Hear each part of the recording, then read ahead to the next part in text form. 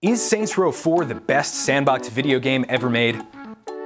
I mean, almost certainly not, right? It's a touch hyperbolic, isn't it? Best sandbox ever? I mean, who wrote that headline? They gotta be a total... What the... Don't listen to that narc. Listen to me. A gamer.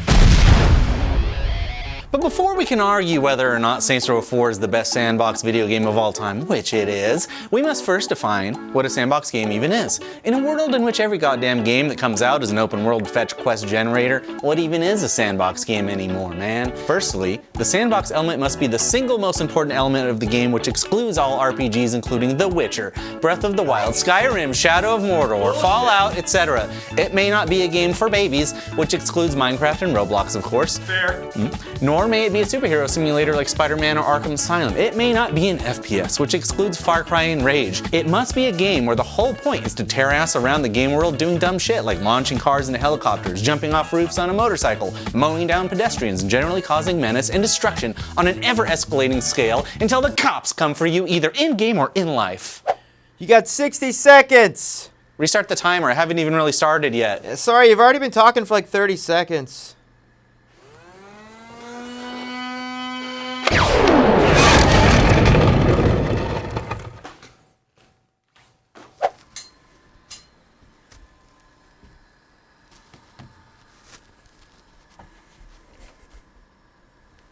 Here's where Saints Row 4 beats everyone else at being a sandbox. You have an obscene amount of control over how your protagonist looks. Male or female, any body type, any color, anything can be adjusted. You can even make your character look like this freak.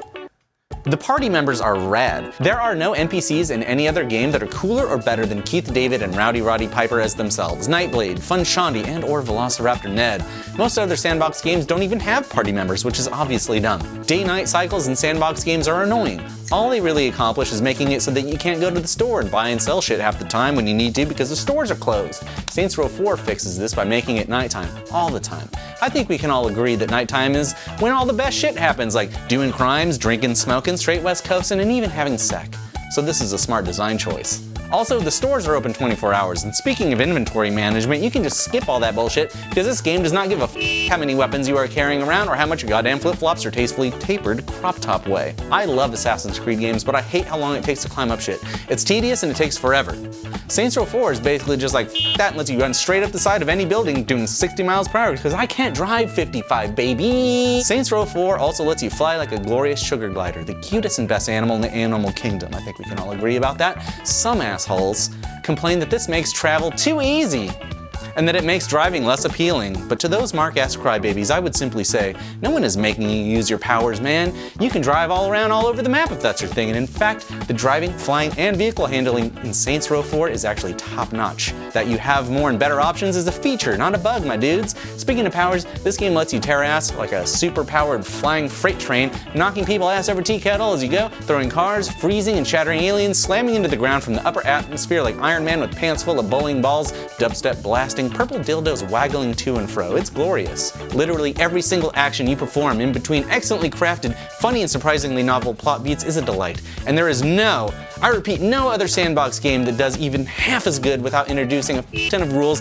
tedium, nonsense, lack of respect for the player's time, and a total lack of self-awareness. Whatever. Okay? And for these reasons, I am confident in saying that Saints Row 4 is the best sandbox game of all time. The defense will now be given 90 seconds for their opening argument. Is Saints Row 4 the best sandbox video game of all time? Are the Fray the greatest recording artists of all time? Is Scary Movie 3 the single greatest achievement in cinema history? Look, I can do it too. You can't dismiss The Witcher 3, Breath of the Wild, Skyrim, Shadow of Mordor, and Fallout because they can't fit all of their inventory management into a radial wheel for an Xbox controller. In fact, the games you mentioned are a nearly complete list of the best sandbox open worlds in video games. RPGs. Yeah. The Witcher 3 has 950 speaking roles in the game with a total script of about 500,000 words. That's a lot. Why is this relevant to the world? Well, you need to explore to partake in these incredibly rewarding dialogues that present you with wonderful narratives and impactful choices. Shadow of Mordor's open world activities are a bit formulaic, but the entire space is brimming with brilliant gameplay thanks to the Nemesis system. a network of uniquely challenging enemies that inhabit and dynamically interact with the environment. And Breath of the Wild may boast the most intuitive sandbox, period. Things just seem to work how you'd expect. Throw a torch into a field, you'll start a wildfire. Don't feel like fighting an enemy camp? Well, just push that boulder off a cliff and let gravity take care of the rest.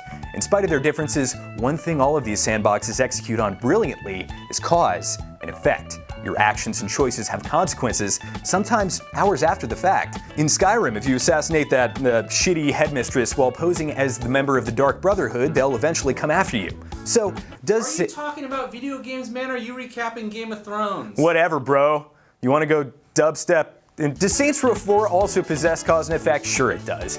If you don't shoot a dubstep gun into an intersection, people will be mad at you. But to think that somehow qualifies the game for the title of Best Sandbox in Gaming is ridiculous, bro. Hey CJ, get over here. Hey man, look. I'm really happy you survived that explosion, okay? They look pretty painful, but I do need you to do me a favor and give this to Jeremy for me. All right. The prosecution will now be given 30 seconds to respond. Only IGN's Jimmy Duggar can come off sounding like a total hipster while simultaneously defending status quo games against the real people's champion, Saints Row 4. Jesus H. Hey, Ronnie, can you pause the timer again? Duggan must have been listening to his favorite band Crazy Town while we were defining what a sandbox game is the first time. All right, look, The Witcher's a fine game, but if every game is an open world game, then we have to draw a distinction between what is an RPG and what is a sandbox game. In a sandbox game, the purpose is to make your own fun. There are no dialogue trees, bootleg Magic the Gathering tournaments, or horsey rides in a sandbox game. Literally every single thing you do in The Witcher provides an illusion of choice, but is actually part of a fantasy role-playing mission tree. You cannot crash your horse into a helicopter for no goddamn reason in The Witcher. It is an RPG firstly and only. As for Orc Cuck Simulator, you can fold that one and all the microtransactions that it wrote in on to a stamped self-addressed envelope and mail it right up your own asshole, Jimmy Duggar. Skyrim is actually a capital RPG, and everyone who says otherwise is a Fusro dumbass. As for Breath of the Wild, I'm gonna leave you with this. My 3-year-old is the only one in the house that plays the Switch because it's a console for children and I am a grown man. Also, it's an RPG. And start the timer. Time starts now. Now then, truly only Saints Row 4 gives you so many means of traversal. Lambos, tanks, planes, hoverbikes, helicopters, Santa sleigh, a flying broom, motorbike shaped like a tire, a truck that can shoot your character out of a cannon mounted on top of a fighter jet shaped like a fucking eagle. So many methods with which to dispatch your enemies. Abductor gun, black hole gun, dubstep gun, freezing and shattering enemies, telekinetically throwing a car at enemies, running them over, stomping them from the sky, beating them to death with the rectal probe, inflato gun, nail gun, laser gun arm, super soaker, rubber band gun, tentacle bat, and so many ways to look ridiculous at all times. The missions that link the sandbox gameplay together are equally creative, from text adventures to Tron-esque light cycle races, kaiju fights, saving Christmas, and even homages to Saints Row 3, Streets of Rage, and the f***ing wrestling scene from They Live, which was awesome. No other game can top any of this. All other games are bottoms. In between all of that, you've got more toys to play with and fewer restrictions on how to use them than any other game in its category. It's all the stupid crazy fun of GTA 5 except with superpowers and without trying to ask for your real-world credit card every time a new DLC vehicle gets added. Saints Row is the king, and all other sandbox games may as well be called litterbox games because they're cat shit in comparison. And now the other guy's gonna say a different thing to the first guy. Go. All right, Max, turn the timer off again. Okay, Google, search for sandbox games. That's so weird. I'm not seeing Saints Row here, but you know what I am seeing a lot of? Those weird nebulous RPGs Jeremy keeps referring to. It's almost as if having both RPG elements like character progression and sandbox elements like a sprawling interactive world are not mutually exclusive. Whoa, imagine that. Also, Shadow of Mordor and Breath of the Wild really fall under the action-adventure umbrella, which, wait a minute, what is that? No, could it be? Saints Row also an action-adventure? Anyway, I'm not even mentioning multiplayer sandboxes here like EVE Online, Rust, Terraria, the list goes on. All right, Max, turn that timer back on. Oh, I never stopped it. What? I wasn't listening because I was thinking about someday maybe getting a beautiful Saints Row 5. But maybe you can help me decide who won so I can put the loser in IGN jail for the next episode.